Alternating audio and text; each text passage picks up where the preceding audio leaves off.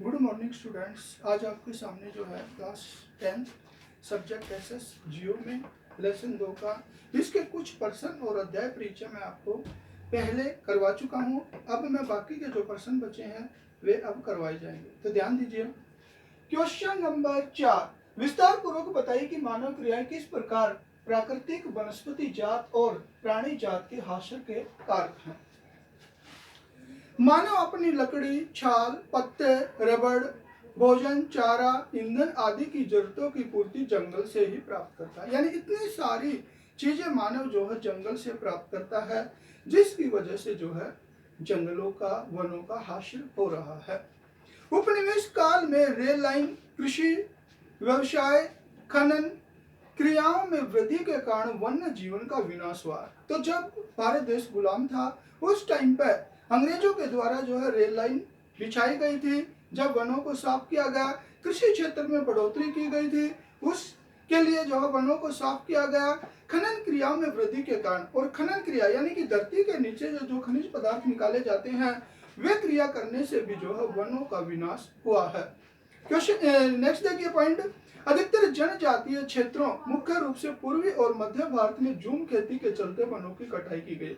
हमारे भारत के अंदर जो है मध्य भारत है, पूर्वी भारत है, उधर जो है जूम खेती की जाती है, यानी स्थान बदल बदल कर खेती की जाती है।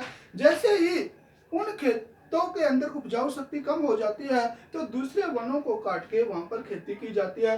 इस तरह से जो है स्थान बदल बदल कर, जंगलों को साफ कर करके जो खेती की जाती है उसकी वजह से भी जो है वनों का विनाश हुआ है। बड़े विकास योजनाओं ने भी वनों को बहुत हानि पहुंचाई है। जैसे बड़े बड़े बांध बनाए गए हैं, उन परियोजनाओं की वजह से भी जो है वनों को काटा गया है, उनकी वजह से भी जो है वनों का हासिल हुआ है। वनों की बर्बादी में खनन ने भी महत्वपूर्ण भूमिका निभाई है। खनन यानी कि धरती के नीचे से जो खनिज पदार्थ निकाले जाते हैं वो क्रिया की जाती है, तो वनों का जो हासिल खनन प्रक्रियाओं के माध्यम से भी हुआ है। यानी खनन क्रिया ने भी जो है वनों के हासिल में महत्वपूर्ण योगदान दिया है। नेक्स्ट देखिए, भारत के विभिन्न समुदाय के द्वारा किस प्रकार वनों और वन्य संरक्षण और रक्षण में योगदान किया है, विस्तार पूर्वक बताइए। तो भारत के अंदर जो है कौन कौन से समुदाय हैं जिन्होंने वनों को बचाने में महत्वपूर्ण भूमिका निभाई है। भारत के विभिन्न समुदायों द्वारा वन और वन्य जीवन के संरक्षण और रक्षण में दिए गए योगदान का वर्णन इस प्रकार है। नंबर 1, कुछ क्षेत्रों में तो स्थानीय समुदाय सरकारी अधिकारियों के साथ मिलकर अपने आवास स्थलों के संरक्षण में लगे हुए हैं, क्योंकि इसी से ही दीर्घ काल में उनकी आवश्यकताओं की पूर्ति हो सकती है। क्योंकि जो आवासीय स्थल है, जो जंगलों के आसपास रहने वाले लोग हैं, वे जो है सरकारी अधिकारियों के साथ मिलकर जंगलों की रक्षा करने में महत्वपूर्ण भूमिका निभाते हैं, क्योंकि उन्हें पता है जंगलों से ही जो उन्हें बहुत सी चीजों की मतलब पूर्ति हो सकती है और लंबे समय तक पूर्ति हो सकती है।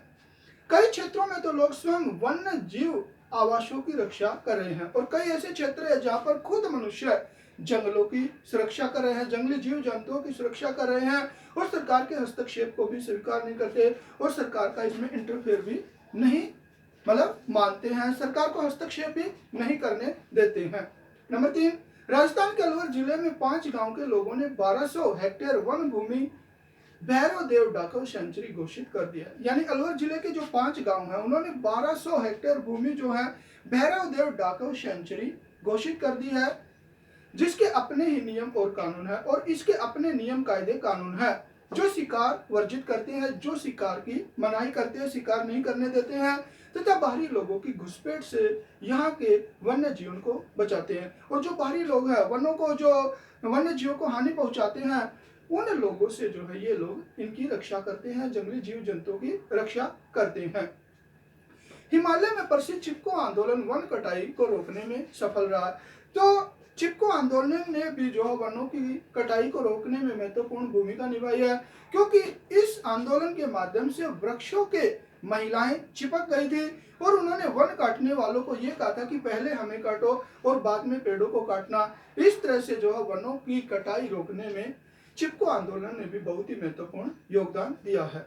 नेक्स्ट देखिए, वन और वन्य जीव संरक्षण में सहयोगी रीति रिवाजों पर एक निबंध लिखिए। ऐसे कौन से रीति रिवाज हैं जो वनों की रक्षा कर रहे हैं वनों का संरक्षण कर रहे हैं। प्रकृति की पूजा सदियों पुराने जनजातीय विश्वास है। हमारे भारत समाज के अंदर, हिंदू समाज के अंदर जो है, मतलब सदियों से पशुओं की, जंगली जीव जंतुओं की रक्षा करना लोगों का जो है बहुत विश्वास है, जिसका आधार प्रकृति के हर रूप की रक्षा करना, और इस विश्वास के माध्यम से प्रकृति के पेड़ पौधों की, जीव जंतुओं की रक्षा करनी है। इन विश्वासों ने विभिन्न वनों को मूल और कौमार्य रूप में बचाकर रखा, और इन विश्वासों की वजह से जो है वन जो अपने मूल रूप में और अपने युवावस्था के अंदर बचे हुए हैं, जिन्हें पवित्र पेड़ों के झुरमुट कहते हैं। और इन पवित्र पेड़ पौधों को जो है पवित्र झुरमुट की संज्ञा दी गई है। वनों के इन भागों में न तो स्थानीय लोग ही घुसते हैं और न ही किसी दूसरे को छेड़छाड़ करने देते हैं। तो वनों के इन भागों के अंदर जो है किसी भी व्यक्तियों को जो है घुसने नहीं देते हैं, और न स्वयं इसके अंदर छेड़छाड़ करते हैं, न इनको हानि खुद पहुंचाते हैं। कुछ समाज कुछ विशेष पेड़ों की पूजा करते हैं। बहुत से समाज जो है कुछ विशेष पेड़ पौधों की पूजा करते हैं और आदिकाल से उनका संरक्षण करते आ रहे हैं, बहुत लंबे समय से जो उनको बचाते आ रहे हैं। जैसे छोटा नागपुर में मुंडा और संथाल जनजातियां महुआ और कदम के पेड़ों की पूजा करते हैं। तो छोटा नागपुर के अंदर जो मुंडा और संथाल जनजातियां हैं, ये जो है महुआ और कदम के पेड़ों की पूजा करते हैं। उड़ीसा और बिहार की जनजातियां शादी के दौरान इमली और आम के पेड़ों की पूजा करते हैं। इसी तरह जो है उड़ीसा और बिहार के अंदर जो जनजातियां हैं, जब उनकी शादी होती है तो वे इमली और आम के पेड़ों की पूजा करते हैं, उन्हें पवित्र मानते हैं और उनको सुरक्षित करते हैं। बहुत से व्यक्ति पीपल और वट वृक्ष को पवित्र मानते हैं। बहुत से लोग जो हैं पीपल और वट वृक्ष को पवित्र मानकर उनकी पूजा करते हैं, उनको काटने से रोकते हैं, उनका संरक्षण करते हैं। भारतीय समाज में अनेक संस्कृतियां, हमारे देश के अंदर बहुत सी कल्चर हैं, सभ्यता संस्कृति है, जो झरनों, पेड़ों और पशुओं को पवित्र मानकर उनका संरक्षण किया जाता है। और यह जनजातियां कोई झरनों को पवित्र मानती है, कोई पेड़ पौधों को पवित्र मानती है, कोई पशुओं को पवित्र मानती है और उनको बचाने का काम करती हैं। राजस्थान में विश्नोई गांव के आसपास हम काले हिरण, चिंकारा, नील गांव और मोरों के झुंड देखते हैं। तो राजस्थान का जो विश्नोई गांव है उसके आसपास जो है मोरों के झुंड देखे जाते हैं, नील गाय देखी जाती हैं, और चिंकारा वगैरह जो है, हिरण वगैरह जो है, ये उनके झुंड के झुंड दिखाई देते हैं, जो वहाँ के समुदाय का अभिन्न हिस्सा है और वहाँ के लोगों का एक हिस्सा बन चुके हैं, और कोई भी उनको हानि नहीं पहुंचाता, और कोई भी इंसान जो है उनको हानि नहीं पहुंचाता। अगर कोई हानि पहुंचाता है तो उसके विरुद्ध जो है वे कार्रवाई करते हैं। तो बेटा आज आपको जो है ज्योग्राफी का सेकंड चैप्टर कंप्लीट करवा दिया है। अब आपने जो कुछ काम करना है, छोटे प्रश्न जो आपने इसी में से निकालने हैं वो लिखिए आप। पहला क्वेश्चन है, पारिस्थितिक तंत्र किसे कहते हैं?